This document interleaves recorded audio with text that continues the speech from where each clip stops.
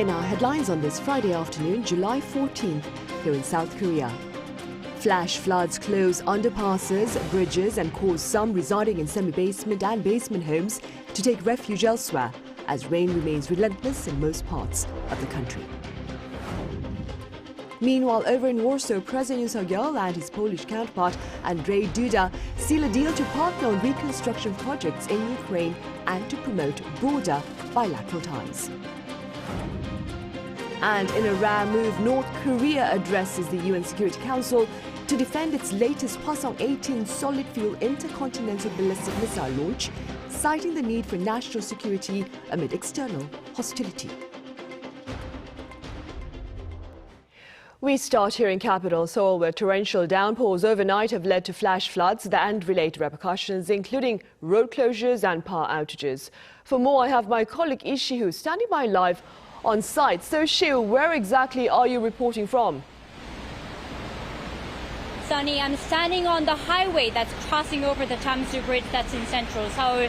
And as you can see behind me, the bridge behind me is completely submerged with rain that pounded on South Korea last night. Now the streets and benches over by the river are also overflowing with rain. It's drizzling out here right now, but in some parts of Seoul last night, some 15 millimeters of rain per hour fell. This led to the closure of 4 major roads, including one on Tamsu Bridge. Access to 27 streams in the city, as well as some parts of Hangang River Park, are also restricted as of today. There was also a power outage in a 2,000-home apartment complex in Seodaemun-gu district in western Seoul. Many people living in basements have evacuated for safety reasons. Now, landslide warnings have been issued in some parts of Seoul, as well as in the cities of Cheongju, Ansan, and Kimjae. A woman in her 60s reported missing in Busan Tuesday is still unfortunately missing. Right, I see. I suppose the relentless rain is hampering search efforts there. Now, that being said, how long will the rain persist? Sunny, the rain is expected to continue well into mid-next week, but it's not only the rain that we should be concerned about, but also we should watch out for the lightning and the wind that's going to come with the rain. Now, in fact, the Interior Ministry elevated its warning level to severe since last night. The Central Disaster and Safety Countermeasure Headquarters also upped its response level from level 2 to 3. Authorities suggest that people stay out of at-risk areas such as basements and places likely to be affected by landslides. People should also stay away from streams and along shores where flooding is likely. Now, doors and windows in buildings should remain closed. It's also advised that people stay away from construction sites as strong winds may push materials around. And last but not least, check for real-time weather updates on broadcast and online. Sunny? Right, I see, Si-hu. Thank you for the words of caution and the updates. In other news, Korea and Poland are committed to reconstructing Ukraine's infrastructure, and they're determined to build back better, if I may, despite Russia's ongoing destruction. Intentions to this end were shared during a summit between President Yoon Suk and his Polish counterpart Andrzej Duda on Thursday in Warsaw. Our senior presidential correspondent Oh Soo-young reports. South Korea has established a three-way system with Ukraine to support its post-war reconstruction efforts with Poland, with Seoul pushing for some $52 billion worth of projects through public and private initiatives. That's according to President Yoon Suk-yeol's senior economic secretary, after the South Korean leader and his Polish counterpart held a summit on Thursday where they agreed to ramp up joint efforts for Ukraine's infrastructural development. Choi Sang-mok told reporters that Ukraine made a request to the South Korean government in May to provide some $20 billion worth of recovery support in over 5,000 projects. Seoul is currently working to provide governmental assistance through construction pilot projects to restore vital facilities such as schools, housing and hospitals. The government also estimates around $32 billion of potential private sector deals are in the works, particularly in building small modular nuclear power plants, with 6 MOUs among corporate entities, including Hyundai Engineering and Tusan Enability. Korean firms are also looking to develop airport and railway facilities, along with smart cities in Ukraine, to go beyond simply restoring infrastructure to upgrading them with advanced urban systems. South Korea hopes to utilize its technology and own developmental experience that achieved the miracle of the Han River for Ukraine's reconstruction. From the second half of this year, we'll start formulating a smart city master plan for Kyiv and Uman. In order to facilitate such recovery projects, Chair said that South Korea will offer institutional support, having effectively set up a cooperation system with Poland and Ukraine to develop and promote recovery projects through various intergovernmental agreements. Seoul will also open a Warsaw-based office to promote rapid information exchange and cooperation between public and private sectors and offer customized support for firms. It also looks to provide greater financial support through official development assistance and development loans, shortening the implementation process and seeking joint financing with international bodies such as the European Bank for Reconstruction and Development. While Russia's invasion is still ongoing, the Yoon administration says that Seoul will continue to make meticulous preparations for Ukraine's post-war future, something that President Volodymyr Zelensky has called a common task for the entire democratic world. Oseong, Arirang News, Warsaw. Right, and staying in Warsaw, beyond their pledge to rebuild Ukraine, Presidents Yoon and Duda have agreed to partake in broader bilateral initiatives that seek mutual prosperity and security. Our top office correspondent Kim Do-yeon has details. As South Korea and Poland are stepping up cooperation based on shared values, the two agreed to expand their economic exchanges, penning MOUs on trade and infrastructure cooperation.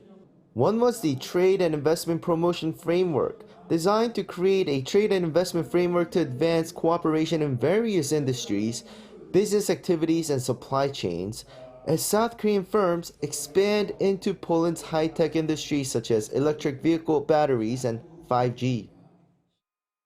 오늘 양국 간 채택된 무역 투자 촉진 프레임워크는 교육 투자 확대뿐만 아니라 산업 공급망 등 포괄적 협력을 촉진하기 위한 것으로 양국 경제 협력의 외연 확대에 새로운 모멘텀을 제공할 것으로 기대합니다. The two leaders also agreed to advance bilateral cooperation in strategic areas including nuclear power plants and the defense industry, as the top office says that seemed to be the focus of the Polish side as well in these bilateral talks.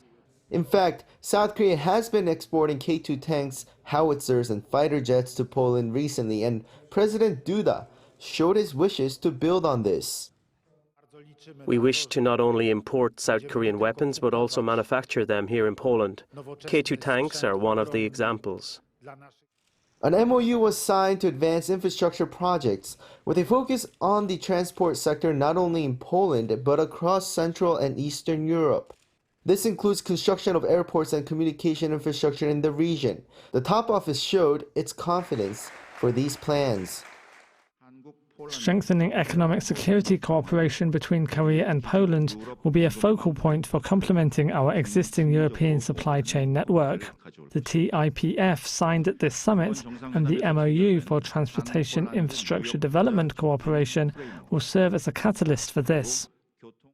The two leaders also agreed to double down on countering North Korea's threat to global peace and security, criticizing the North's missile program, including the most recent launch just a couple of days ago, and calling for an end to its nuclear program. 또한 북한 정권이 북한 주민의 인권과 생존권을 도외시한 채 핵 미사일 개발을 지속적으로 하고 있는 점을 규탄하였습니다. 우리는 북한 불법 노동자 파견과 사이버 활동을 차단하면서 북한 인권 상황 개선을 위한 공동 노력을 배가해 나아가기로 했습니다. Following the summit, the Polish president hosted an official dinner at the presidential palace with around 80 guests. According to the top office, the two celebrated a successful year of bilateral trade despite the global economic hurdles and pledged to cooperate to safeguard the values of liberal democracy. Kim Do-yeon, Arirang News. And on his final day in Poland on Friday, President Yoon Suk-yeol is slated to sit down for a number of major business gatherings. Now, they include a forum with 89 corporate leaders from Korea and some 160 in Poland to pen 30 MOUs on areas ranging from nuclear power to infrastructure. And speaking of infrastructure, a separate meeting will take place to spearhead joint partnership in reconstruction projects in Ukraine. President Yoon will also have lunch with Korean business leaders in Poland before engaging with the student body at Warsaw University. And South Korea has imposed sanctions on more individuals and institutions amid North Korea's most recent long-range ballistic missile launch, while the latter itself addressed the United Nations Security Council for the first time in years to defend its hostile weapons ambitions. Our defense correspondent Choi Min-jung has more. The South Korean government has made clear that North Korea's provocations will inevitably come at a price. In response to Pyongyang's launch of a Hwasong-18 ICBM this week, the Foreign Ministry on Friday slapped sanctions on 4 individuals and 3 institutions involved in the regime's nuclear and missile development. This is the 10th round of sanctions put in place against the North since the beginning of the Yoon administration. The 4 individuals on the blacklist are former and current high-level North Korean officials, including the director of the General Political Bureau of the North Korean Army. They were involved in the development and financing of nuclear and missile programs and engaged in commercial activities that violate UN Security Council sanctions. North Korea's latest missile launch has also prompted the UN Security Council to convene an emergency meeting. However, members of the UNSC failed to hold North Korea accountable for its recent missile launch due to China and Russia's opposition. Speaking at the meeting for the first time in over 5 years, North Korea's envoy to the UN defended the latest ICBM test, saying it had no negative effect on the security of its neighbors. Our test fire of a new type of ICBM, Hwasong-18, is a warranted exercise of the right to self-defense, to deter dangerous military moves of hostile forces, and safeguard security of our state and peace in the region. Pyongyang's envoy also slammed South Korea and the U.S., arguing that strengthening deterrence between the two countries is a threatening act and heightens the risk of nuclear war. Meanwhile, the U.S. also demonstrated its ironclad commitment to reinforcing extended deterrence in South Korea by conducting combined air drills with Seoul over the Korean peninsula on Thursday. Seoul's Joint Chiefs of Staff explained that South Korea and the U.S. enhanced their ability to conduct combined operations by swiftly deploying Washington's extended deterrence asset. Choi Min-jung, Arirang News.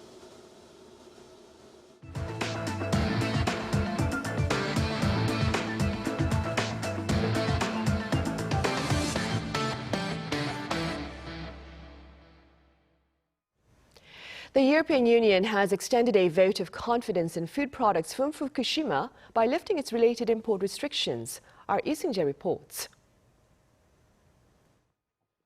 The European Union on Thursday announced it would lift restrictions on food imports from Fukushima and any Japanese import restrictions imposed after the 2011 Fukushima nuclear accident.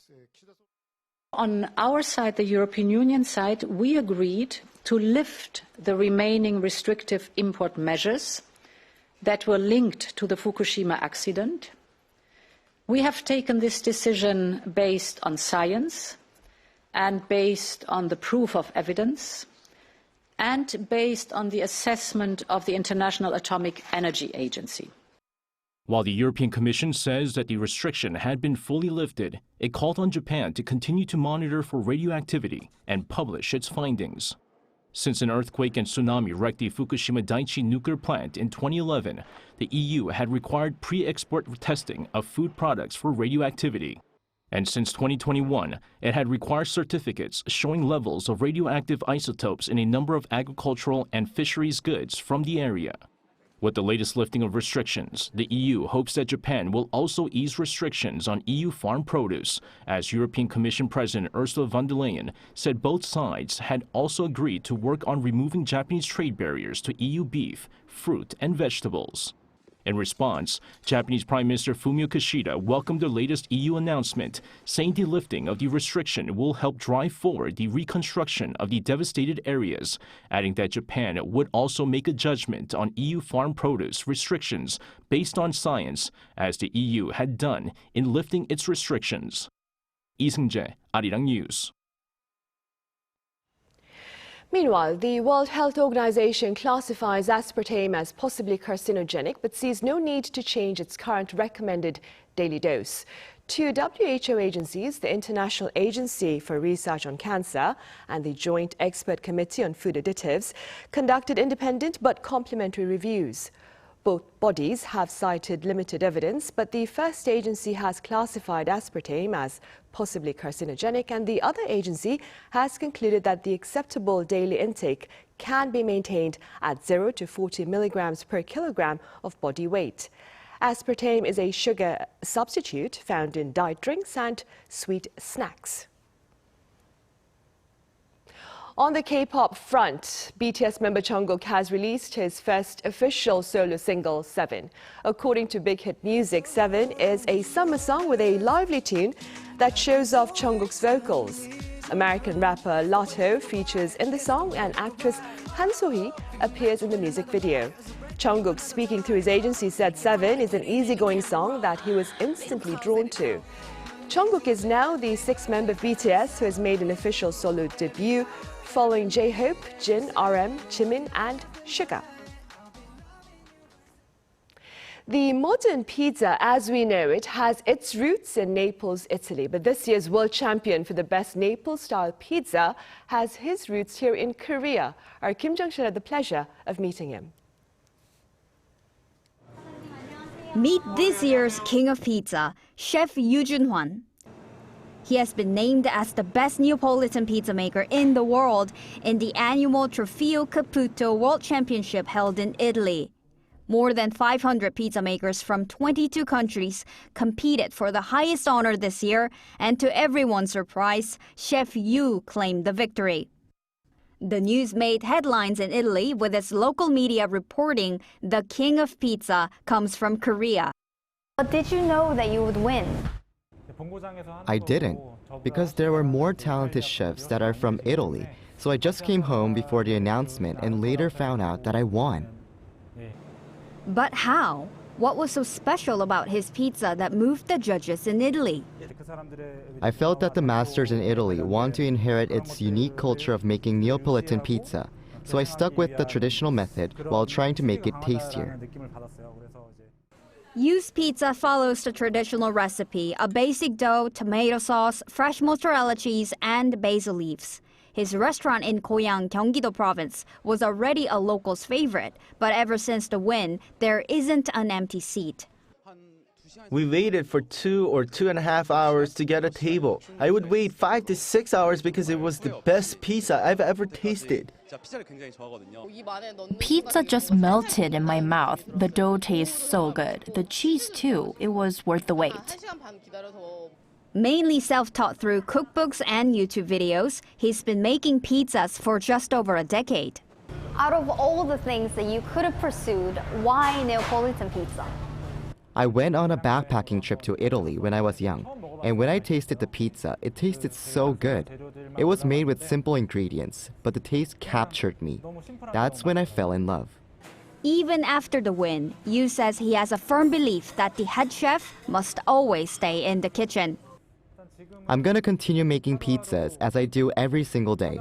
I just hope that my pizza tastes the best in the world. If someone says that to me, I would be so happy. A pizza master who respects the values of Italian tradition hopes to spread the beauty of Neapolitan pizza to his customers. Kim Jung-sil, Arirang News. In Korea's Jeju Island, artworks by artists who've kept their disabilities from hindering their sense of expression and creation are sharing their works in line with this year's celebration of a broader diplomatic friendship. My colleague Shin Ha-young was there. Vivid colors covering the whole canvas, and on top of that are some shimmering unknown formulas.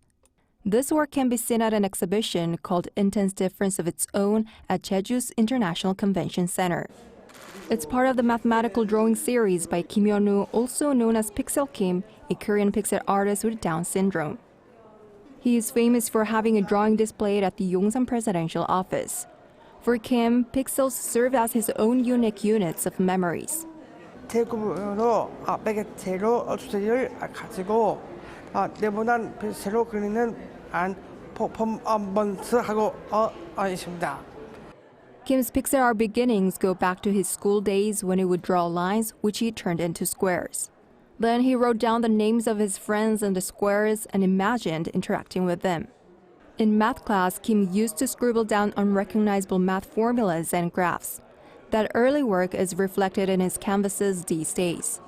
He draws whenever he gets inspired, as if he's writing a diary. Certain pieces drew inspiration from trips to Canada, where he participated in exhibitions and artist residency programs. Kim has been consistently engaging in exchanges with Canada since 2019. Meanwhile, the exhibition, which focuses on the value of artistic difference in the context of disabilities, does not only display Kim's work, but also features the work of the late Won Lee, a world-renowned Korean-Canadian sculptor who lived with the effect of polio. Visitors can also enjoy paintings by Canadian artists Brian Ennis and Michelle Benny. It's important to determine how South Korea and Canada should progress together. We should establish the goals that both are aiming for, as well as the values regarding expression and diversity. The exhibition is a perfect example of that. Celebrating 60 years of diplomatic ties between South Korea and Canada, the exhibition will run until July 23rd, bringing together artists with disabilities from both countries. 신하영, 아리랑 뉴스, 제주.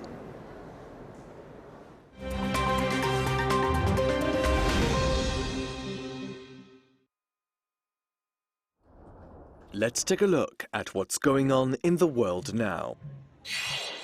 In Sudan's West Darfur, the United Nations said on Thursday that a mass grave has been found containing 87 bodies, including women and children. It was discovered outside the region's capital of Al Janaina.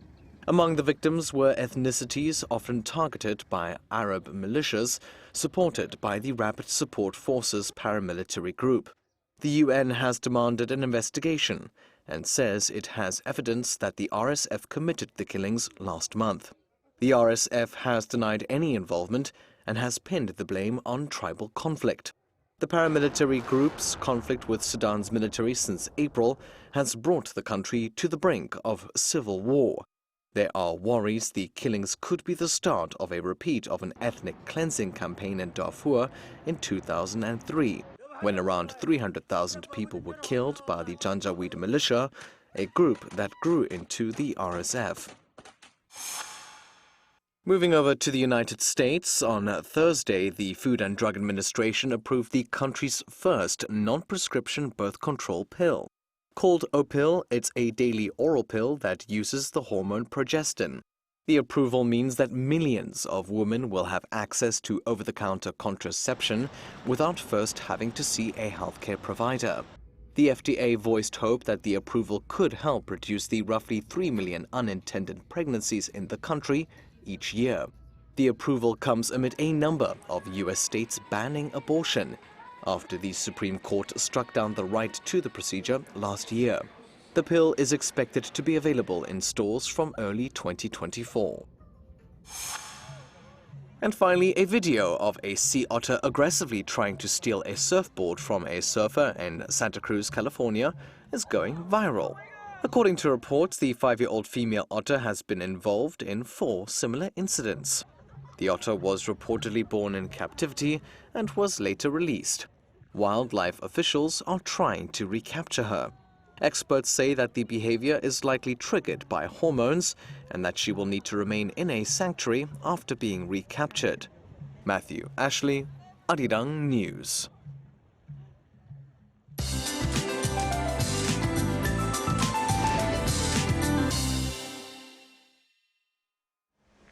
Good afternoon. The downpours that lashed across the central regions have moved down south, and until Sunday, we will be seeing 20 to 80 millimeters an hour of rain hammering down across Korea.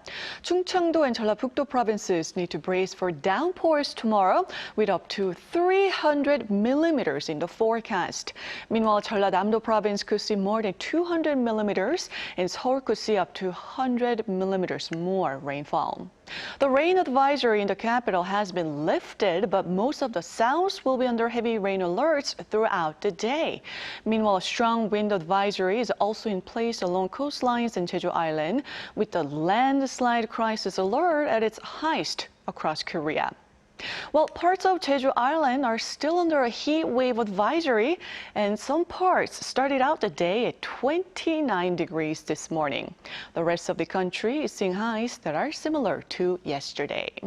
And please do expect to see monsoon rain into the middle of next week. Stay alert and safe. That's Korea for you, and here's a look at the international weather conditions.